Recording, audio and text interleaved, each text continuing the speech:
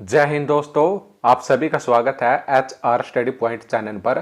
तो आज हम इस वीडियो में सितंबर महीने के तीसरे सप्ताह के हरियाणा करंट अफेयर से संबंधित जितने भी महत्वपूर्ण प्रश्न बनते हैं उन सभी को करेंगे। तो चलिए शुरू करते हैं आज का वीडियो।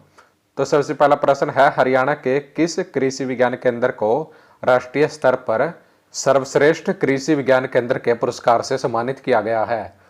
तो इसका आंसर होगा कृषि विज्ञान केंद्र महेंद्रगढ़। तो नई दिल्ली में आउटलुक शिखर सम्मेलन और स्वराज पुरस्कार 2022 कार्यक्रम आयोजित किया गया है, जिसमें चौधरी चरण सिंह हरियाणा कृषि विश्वविद्यालय के कृषि विज्ञान केंद्र महेंद्रगढ़ को राष्ट्रीय स्तर पर सर्वश्रेष्ठ कृषि विज्ञान केंद्र के पुरस्कार से सम्मानित किया गया है। और कृषि विज्ञान महेंद्रगढ़ को केंद्रीय कृषि और किसान कल्याण मंत्री नरेंद्र सिंह तोमर ने इस पुरस्कार से सम्मानित किया है। और इस पुरस्कार के लिए कृषि विज्ञान केंद्र महेंद्रगढ़ सहित भारतीय कृषि अनुसंधान परिषद के सभी 731 कृषि विज्ञान केंद्रों ने आवेदन किया था, जिसमें से इस पुरस्कार के लिए कृषि विज्ञान केंद्र महेंद्रगढ़ को चुना गया है। नेक्स्ट प्रश्न है, हरियाणा में बढ़ते साइबर अपराध को देखते हुए हरियाणा पुलिस द्वारा कितने पुलिस कर्मियों को साइबर प्रशिक्षण दिलाया जाएगा? तो इसका आंसर होगा 5000। तो हरियाणा में बढ़ते साइबर अपराध को देखते हुए हरियाणा पुलिस ने 5000 पुलिस कर्मियों को साइबर का प्रशिक्षण दिलाने का निर्णय लिया है।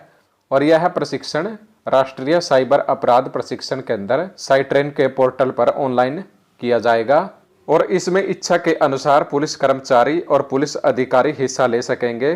और यह कोर्स पूरा करने के बाद पुलिस जवान साइबर के तमाम मामलों को सुलझाने में निपुण होंगे।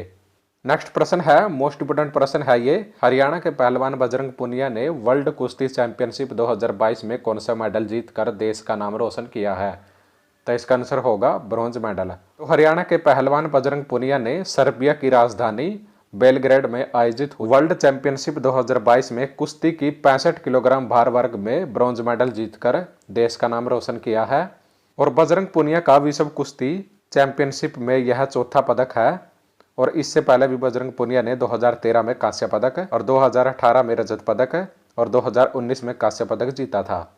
और बजरंग पुनिया झज्जर के खुड्डन गांव से हैं। नेक्स्ट प्रश्न है, तो यह प्रश्न भी मोस्ट इंपोर्टेंट है, हरियाणा की किस महिला पहलवान को पद्मश्री पुरस्कार के लिए चुना गया है?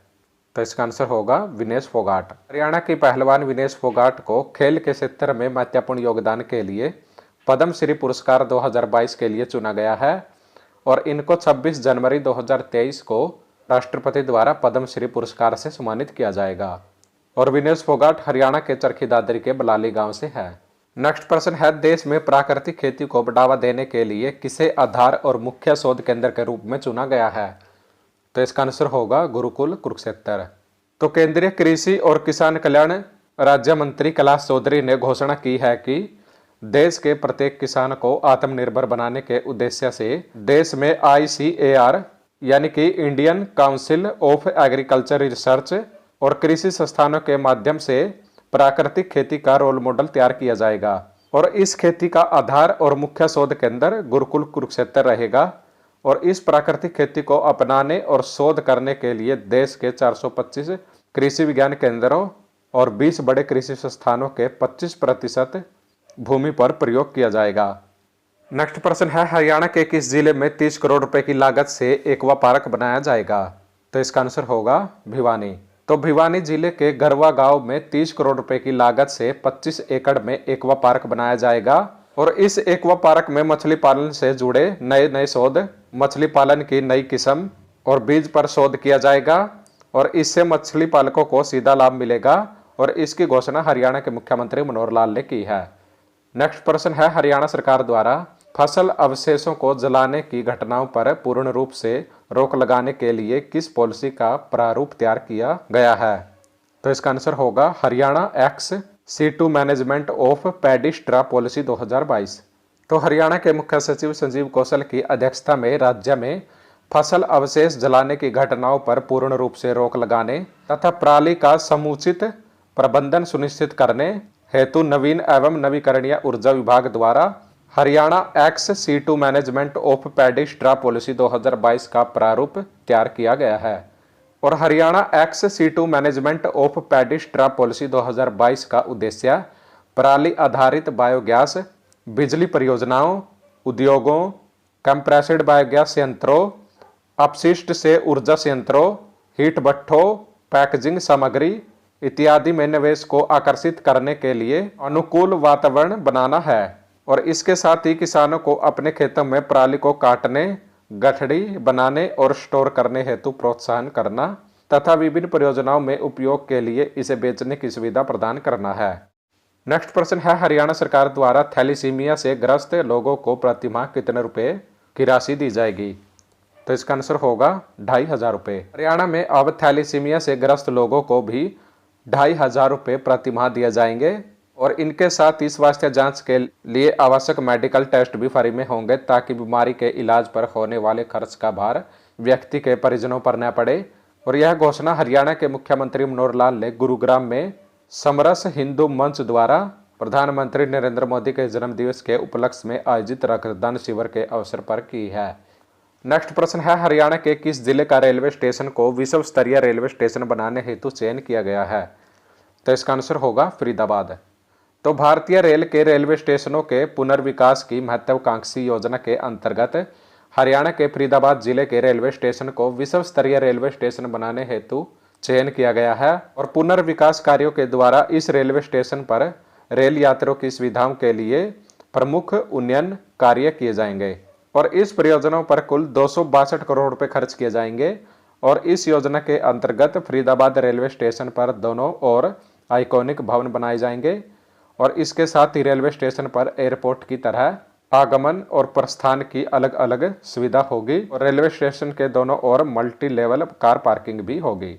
नेक्स्ट प्रश्न है, हरियाणा के मुख्यमंत्री मनोहर लाल ने राज्य में किस योजना को सफल बनाने के लिए मत्स्य पालक किसानों के लिए एक नई पहल की घोषणा की है? तो इसका आंसर होगा प्रधानमंत्री मत्स्य संपदा योजना।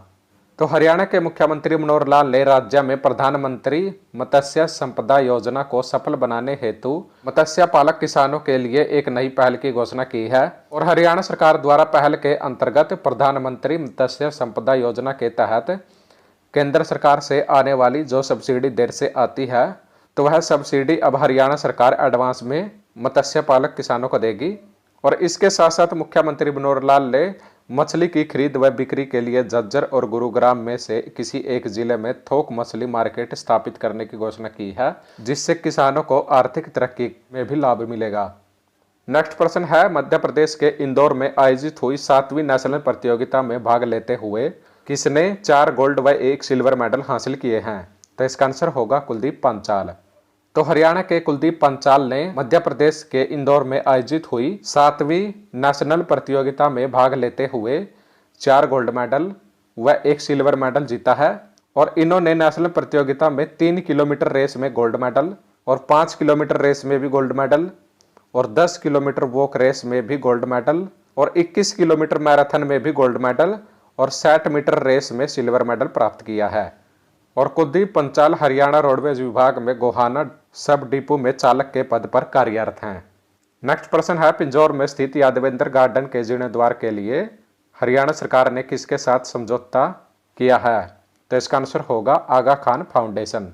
तो हरियाणा के मुख्यमंत्री मनोहर लाल ने जानकारी दी है कि पिंजौर में स्थित यादवेंद्र गार्डन के जीर्णोद्धार के लिए आगा खान फाउंडेशन के साथ समझौता किया गया है और हरियाणा सरकार द्वारा मोरनी और टिकरताल आदि को ध्यान में रखते हुए होम स्टे पॉलिसी बनाई गई है।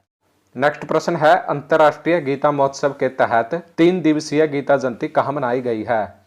तो इसका आंसर होगा कनाडा। तो 16 सितंबर से 19 सितंबर तक 3 दिवसीय अंतर्राष्ट्रीय गीता महोत्सव के तहत कनाडा के मिसिसोगा में लिविंग आर्ट सेंटर में गीता पर सेमिनार और संस्कृति कार्यक्रम का आयोजन हुआ और इस अवसर पर ब्रैम्पटन के मेयर पैट्रिक ब्राउन ने स्वामी ज्ञानानंद जी के साथ मिलकर ब्रैम्पटन में नए स्वीकृत गीता पार्क में श्री कृष्ण अर्जुन के रथ की प्रकृति स्थापित करने की घोषणा की है और कुरुक्षेत्र को विश्व पटल पर लाने और पवित्र गीता के उपदेश जन जन तक पहुंचाने के उद्देश्य से कुरुक्षेत्र और हरियाणा में ही नहीं बल्कि मॉरिशस और इंग्लैंड जैसे देशों में भी अंतर्राष्ट्रीय गीता महोत्सव को लेकर कार्यक्रमों का आयोजन किया जा चुका है और इस बार यह कार्यक्रम कनाडा में आयोजित किया गया है। नेक्स्ट प्रश्न है, गुरुग्राम में विश्वकर्मा जयंती के अवसर पर राजकीय श्रमिक दिवस समारोह में श्रमिकों के कल्याण हेतु घोषणाएं किसने की हैं? तो इसका आंसर होगा मुख्यमंत्री मनोहर लाल ने। तो गुरुग्राम में विश्वकर्मा जयंती के अवसर पर राजकीय श्रमिक दिवस समारोह में मुख्यमंत्री मनोहर लाल ने श्रमिकों के लिए कई महत्वपूर्ण घोषणाएं की हैं। इसमें 60 लाख से ज्यादा श्रमिक परिवारों के लिए मुख्यमंत्री परिवार स्वास्थ्य प्रशिक्षण योजना की घोषणा की है और इसके तहत ENT, ब्लड शुगर, ECG आदि टेस्ट साल में एक बार निःशुल्क होंगे। और गुरुग्राम में भगवान श्री विश्वकर्मा जी की जयंती पर 20 श्रमिकों तथा 15 उद्यमियों को सम्मानित भी किया गया है। और इसके अलावा मुख्यमंत्री मनोहर लाल ने श्रमिकों के लिए कुछ महत्वपूर्ण घोषणाएं की हैं। तो कार्यस्थल पर असंगठित श्रमिक की मृत्यु पर 4 लाख रुपए की पुरस्कार राशि दी जाएगी और श्रमिकों के दिव्यांग बच्चों की सहायता हेतु 3000 रुपए की सहायता राशि दी जाएगी और श्रमिकों के लिए 200 श्रम योगी क्लिनिक स्थापित किए जाएंगे और इसके अलावा श्रमिकों के लिए 44 मोबाइल मेडिकल वैन भी शुरू की जाएंगी। तो फ्रेंड्स, ये थी आज की वीडियो और आज हमने इस वीडियो में सितंबर महीने के तीसरे सप्ताह के हरियाणा करंट अफेयर से संबंधित जो भी महत्वपूर्ण प्रश्न बनते थे उन सभी को किया है।